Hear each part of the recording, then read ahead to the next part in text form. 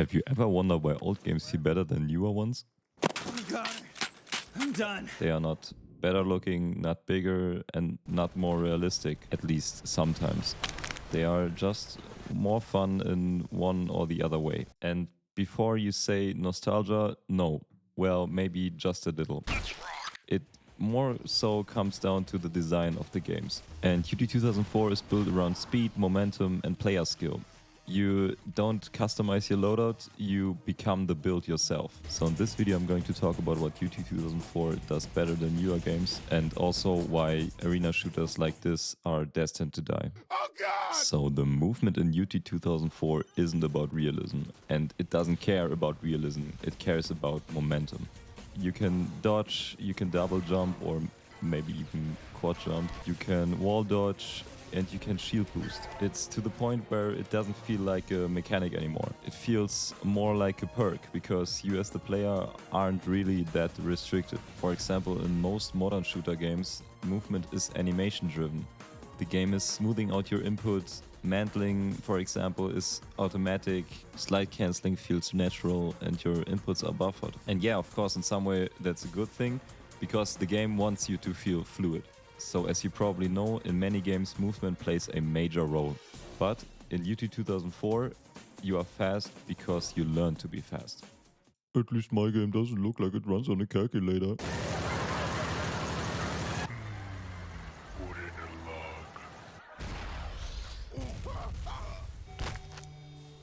Honestly, for a game that's over 2 decades old, it still looks pretty good. Jokes aside, the movement comes down to how the system actually works. Generally, you can say that dodging is the foundation. If you double tap a movement key, left, right, forward or back, your character instantly bursts into that direction. It's the exact opposite of a slow sidestep, it's very explosive. But there is also a cooldown to it, so you can't spam it all the time. But you don't want to forward dodge all the time. You actually want to put your camera in a 45-degree angle and dodge to the side. And this is how you traverse the map much more quickly. There is also a double jump, where after you jump, you can jump again mid-air. This input should be timed in the right moment, so you shouldn't spam the double jump because you don't want to double jump too early or too late. Although I have to say, you see me spamming the spacebar a lot in this video. And after you realize that, you can combine those two. After you dodge, you can do a second jump mid-air. This is also a way how you can jump over huge gaps inside of the map, and this gives you a real competitive advantage and much more map control. The dodge can also be used on slopes or ramps. Those convert your forward speed to extra height, so you can reach spaces that you couldn't normally reach with a double jump. Another really important part is wall dodging. If you hit a wall and dodge in the opposite direction, you can redirect your momentum just like that, mid-air. The elevator jump is also something that is very timing based. When you jump in the right moment, the lift gives you a vertical boost, and many maps are designed with that in mind, so there are places you can only reach by lift jumping. So as you probably know, the shield gun is a defensive tool, but it can also be used to traverse the map. If you primary fire at a wall or on the ground, the shield gun pushes you in the opposite direction. There are situations where this is useful, but it takes a chunk out of your health pool. So you should only use it when you really have to, or when you are pressured to use it. And as you can see, you can also combine the shield gun jumping with elevator jumping. And I think the fascinating part is that all those movement options can be combined. None of these mechanics exist in isolation, and you can chain them together however you want to. And this is exactly the point I'm trying to make compared to modern shooter games. For example, in Call of Duty, you slide, then you recover, you mantle, then you are locked inside of the animation. Although some people make COD movement look like it's dark magic or something. So, of course, in Call of Duty there is a big skill ceiling to movement, but that is not the point I'm trying to make. I'm just trying to say that other games just restrict you a little. And in UT 2004, every movement option stacks however you want it to stack. And this is where the fascinating complexity of Unreal Tournament movement comes from. But to be fair, modern movement systems have an upside. They are built for everybody. Modern shooters design movement to be accessible. It's readable, consistent, and easier to pick up. The sad part is, for casual players, this is just too intimidating. For someone just looking to relax, that level of depth can be overwhelming. And that's completely fine. Everybody should be able to play what they want to play. So we get it, movement in this game is incredible. Now let's have a look at the arsenal. This is where the design philosophy becomes impossible to ignore. Not because the guns are crazily over the top or because they delete your player instantly, although some of them are clearly capable of that, but because every weapon feels intentional. Every weapon is built for its own purpose. There are no attachments, recoil patterns, spread mechanics, sprint delays, or aim down sight penalties. In modern shooters there are like stats stacked on top of stats, and at some point you find yourself managing a huge spreadsheet just to have the best possible outcome for your weapon use case. And in all seriousness, I was having fun tinkering around with attachments in Call of Duty, and for a while that felt really satisfying. At some point people just start taking the current meta build that they see on Twitch or on YouTube, and when you start falling behind because you don't use those meta builds, it stops feeling like you choose your own playstyle. So as I said, every weapon in UT 2004 feels intentional. You are not only holding a gun, you are holding a toolkit. Therefore, we need to break down at least some of the weapons inside of the game. The shock rifle is where the game really flexes its design. The primary fire is a instant hit scan beam. One hit deals about 45 damage. To kill a normal full health player with 100 HP, you'd need to hit them 3 times. The alternative fire mode of the shock rifle is a slow moving energy core that also deals 45 damage. But there is a third mode for the shock rifle and there is no button for it. If you use the primary fire to shoot at the energy core, it explodes. That's what you call a shock combo. And this is one of the biggest damage dealers inside of the game.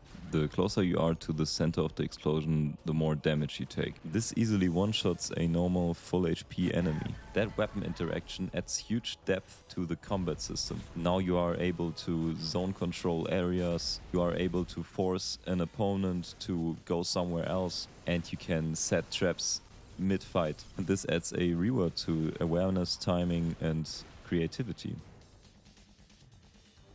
The flak cannon is probably one of my most beloved guns in the game. The primary fire launches a spread of molten shards comparable to a shotgun, and those are devastating in close range combat. The secondary fire launches a huge grenade that also spreads some molten shards when it explodes. This weapon is also a huge damage dealer, but you have to really commit to it.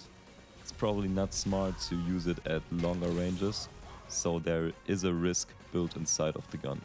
So close range is very lethal, mid range is unreliable, and long range is just a mistake. But if you die to a flak cannon, you know exactly why you died. It's really juicy to hit your enemy point blank with the primary fire mode, and that's what makes it feel so devastating.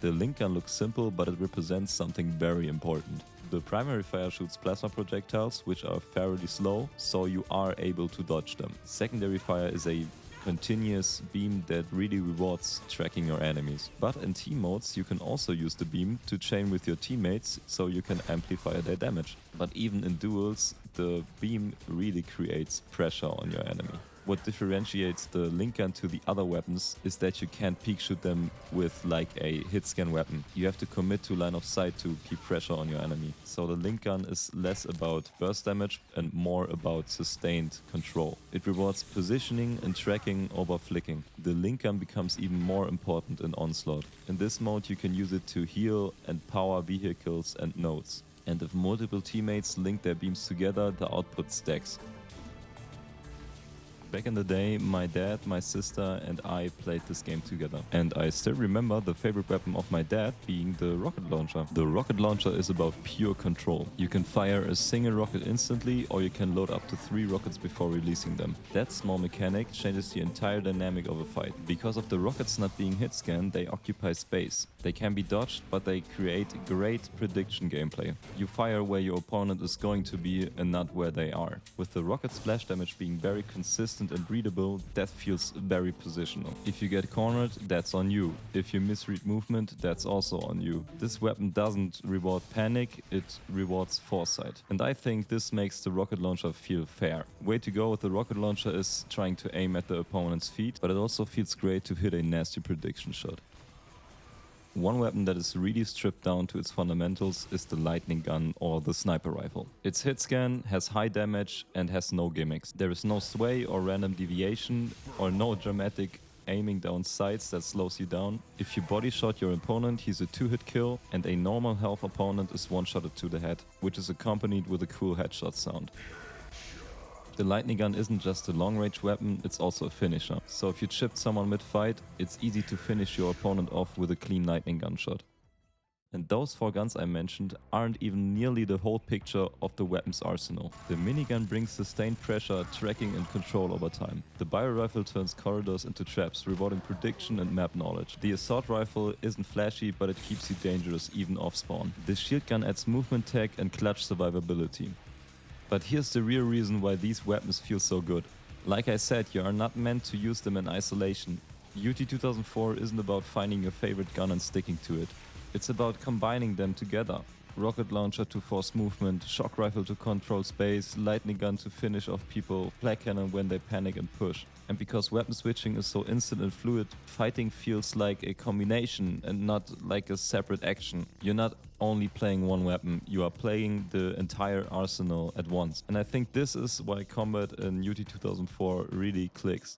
Hold still and I'll make it quick. After analyzing the weapons of this game, there is something you have to realize. It's not just that they are well designed, it's that they only work because of the kind of game they exist in. All those weapons aren't powerful because they do big damage or something. They are powerful because you can control the map. All those weapons aren't just tools, they are part of a bigger philosophy. And this is where Arena DNA comes in. This is a design blueprint built on 3 main ideas: equal starts, map control, and mechanical mastery. No randomness, no artificial progression, and no layered safety nets. And everything we have mentioned so far, the weapons, the movement, the pacing, feeds into that structure.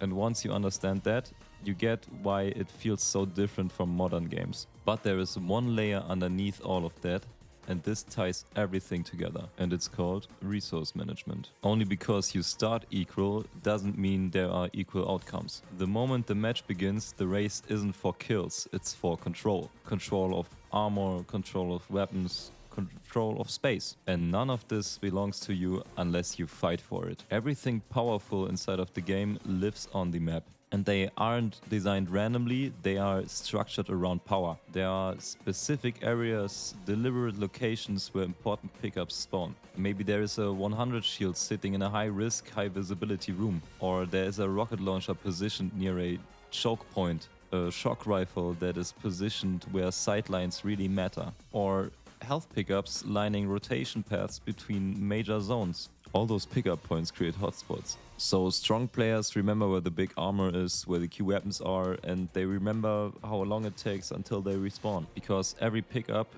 except for the weapons, is held on a timer. And what this leads to is that fights aren't just randomly, they happen around value. So the players don't clash by accident, they collide because something important is about to spawn. And once a player starts to control those zones, the entire flow of the match shifts in an instant. And if you start to lose those zones, you are losing access to armor, to weapons, to recovery. So the only reason space in UT 2004 is so important is because it contains power.